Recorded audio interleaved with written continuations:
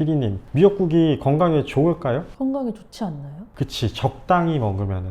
근데 많이 먹으면은 오히려 건강에 안 좋고 아기한테 안 좋다라는 거는 아나요? 아니요, 들어본 적 없어요. 그런 거를 제가 좀 정리를 해드릴게요. 실제로 2017년도에 호주에서는 산모분들한테 미역국 먹이지 말라고 했어요. 신생아랑 산모한테 건강에 안 좋으니까. 그리고 우리나라에서도 그런 연구들이 많이 있거든요.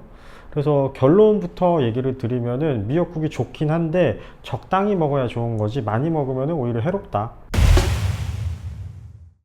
원장님, 그러면 미역국 섭취가 왜 이렇게 중요한 거예요? 일단은 왠지 모르겠는데 우리나라에서는 출산 이후에 미역국을 먹는다라는 게 고정관념으로 일단 가지고 있는 것 같아요. 근데 이거를 얼마나 먹어야 되는지를 다들 모르는 것 같더라고요. 보통은 하루 3끼 다 미역국을 챙겨 먹지 않나요? 그치. 근데 그러면 안 된다는 거예요. 하루 3끼를 다 먹으면 안 된다가 제가 오늘 하고 싶은 얘기 중에 하나거든요. 하루 3끼 미역국 먹으면 안 돼요? 그쵸. 이게 미역국에 중요한 게 있거든요. 이게 요오드가 미역에 있는 성분 중에 중요한 건데 그거랑 이제 갑상선이랑 연관이 있어요. 그래서 하루 3번 먹게 되면은 권장 섭취량을 넘게 돼 있어요. 그러면은 요오드 때문에 미역국을 먹기 시작한 건가요? 과거에 우리 의서에서 보면은 미역 자체의 효능이 자궁 수축을 도와준다든지 뭐 유죽 분비를 촉진시켜 준다든지 뭐 이런 것들도 있고, 출산 이후에 방금 얘기한 것처럼 요오드가 있어야 갑상선 기능이 회복이 되고 그래야 산모가 회복이 빠르다 이런 것도 있고, 그 다음에 아이 입장에서는 갑상선이 잘 동작을 해야 뇌랑 신경계 발달이 잘 이루어질 수 있는데, 애들은 갑상선 호르몬을 만드는데 요오드를 엄마한테서 공급을 받기 때문에 그래서 좀 중요하죠. 생각보다 미역국이 꽤 중요한 역할을 했던 거네요. 그렇죠. 지금은 거의 많은 연구들이 이제 갑상선, 요오드, 산후, 미역국 이렇게 연관을 지어서 가고 있는데, 실제로 요오드 권장 섭취량이 얼마인지 아나요? 아니요. 요오드 권장 섭취량이라는 게 있어요. 보건복지부에서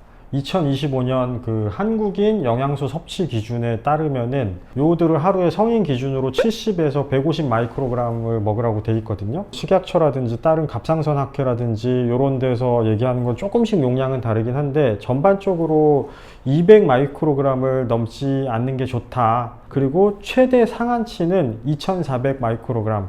그러니까 거의 2.4mg 정도가 되거든요. 그거 이상은 먹지 않는 게 좋다. 그러면 산모분들은 요오드 권장 섭취량이 좀 다른가요? 그쵸. 이제 일반인들이랑 이제 산모분들은 좀 다른데, 임신기랑 수유기 때 권장 섭취량은 조금 달라요. 임신 수유기에는 아까 제가 200 언더라 그랬죠. 근데 250까지 권장 섭취량이 늘거든요. 임신기 때는 태반을 통해서, 출산 이후에는 모유수유를 통해서 아이한테 전달이 되기 때문에, 그리고 그 성분이 아이의 뇌신경 발달에 도움이 되기 때문에 조금 더 높아져요. 그러면 산모분들이 제일 궁금해하실 걸 바로 여쭤볼게요. 그래서 하루에 미역국 몇 그릇이 적당한 거예요? 일단 정답부터 얘기하면은 하루 2그릇 이내, 그리고 웬만하면 하루 1그릇 정도. 피디님, 그 미역에 요오드가 얼만큼 들어있는지 혹시 알까요? 아니요, 몰라요. 식약처에서 발표한 자료에 보니까, 이게 사실 미역마다 좀 다르긴 하겠지만은 미역 7g에 요오드가 1100 마이크로그램, 그러니까 1.1mg이 들어있다고 하거든요. 미역국 2그릇 먹으면은 하루 권장 섭취량을 초과하는 거죠. 미역국에 요오드가 생각보다 많이 들어있네요. 그쵸. 이거 한번 만들어 보면 알 텐데, 되게 미역이 조그만데 물에 불리면 엄청 커지거든요. 몇 그램 넣었냐 이게 되게 계산하면서 밥을 할 수도 없고, 하루 1그릇? 2그릇 요 정도가 적당할 것 같아요. 생각보다 많이 먹진 않아도 충분히 섭취할 수 있는 거네요. 그리고 이게 미역국이 진짜 출산 이후에 제일 좋은 음식이냐, 이거는 조금 아니고, 옛날에는 조금 못 살았잖아요. 사실 요즘이야 우리가 뭐 굶어 죽는 사람이 없죠. 근데 과거에는 진짜 귀한 상태에서 굶어 죽는 사람도 많고 밥을 못 먹는 경우가 많았거든요. 근데 그때 빠르고 손쉽게 산모한테 이제 영양 공급을 해줄 수 있는 것 중에 하나가 가성비 있는 게 미역국이었던 거지. 요즘도 출산이란 과정은 되게 위험하긴 하지만은, 과거에는 조선시대 이럴 때는 진짜 출산하다가 많이 죽었기 때문에 애초에 그 이후에 산후조리를 하는 게 되게 중요했거든요. 그래서 그때 손쉽게 구할 수 있는 것 중에 하나가 미역국이었다. 근데 요즘은 사실 먹는 게 너무 많아가지고 미역국 안 먹어도 되긴 한 것 같아. 원장님, 그럼 예전에 왕실에서도 미역국을 먹었던 거예요? 그치. 그것도 제가 환자분들한테 재밌게 조금 얘기를 해드리는 것 중에 하나인데, 왕후가 먹었다라고 하면 왠지 대단한 것 같잖아요. 사실 좋은 것 같고. 그래서 실제로 그 이름을 화반곽탕이라고 해요. 고등어 우리물에다가 미역을 넣고 거기다 밥 말아 먹는 걸 우리가 화반곽탕이라고 했고, 사실은 요즘은 보양식은 아닌 것 같아. 그러면 모든 상보가 그냥 똑같이 생각하면 되는 거예요? 아니면 더 조심해야 되는 분들이 있는 건가요? 갑상선에 문제가 있거나 혹은 가족력으로 갑상선에 문제가 있거나 혹은 임신 중에 갑상선에 문제가 있었거나 혹은 내가 원래 갑상선 기능에 문제가 있었던 분들은 출산 이후에 이제 먹는 거 되게 조심해야죠. 그럼 그런 분들은 산모니까 무조건 미역국 많이 먹어야 돼 이렇게 생각하시면 안 되겠네요. 절대. 실제로 연구도 있는데 2020년에 서울성모의 이제 내분비내과의 한 교수님이 쭉 조사를 해봤어요. 그랬더니 결론은 출산하고 나서 미역국 먹는 게 갑상선이랑 그렇게 큰 연관이 없을 수 있다라는 결론이 나오긴 했는데, 거기에 하나가 붙은 게 단 갑상선 질환이 있는 분들 제외, 이런 식으로 돼 있거든요.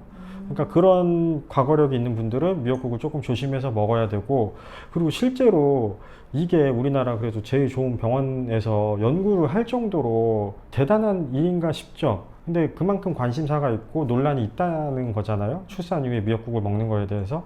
그래서 항상 모든 거는 과유불급이라고 해서 적당히 먹는 게 좋지, 막 너무 많이 먹는 건 일단 좋지 않다. 그럼 오늘 핵심은 이거네요. 미역국을 먹지 마라 이게 아니라 너무 많이 먹지는 말아라. 그쵸. 어제 오신 환자분이 얘기하는 게 출산하고 2주 내내 산후조리원에서 미역국 하루 세끼 다 먹고, 그 다음에 집에 왔더니 어머니, 시어머니랑 이제 친정어머니가 몸 회복해야 된다고 미역국을 했는데 전복 미역국, 황태 미역국 종류별로 다 해주시고, 근데 이게 또 안타까운 게 뭐냐면은 착하고 성실하고 말 잘 듣는 산모분일수록 이런 위험에 노출될 가능성이 높아. 이게 일탈도 하고 딴 거 먹어야 되는데 내가 빨리 회복해야지 몸에 좋은 거라고 하니까 어머님이 챙겨주셨으니까 해서 다 먹잖아요.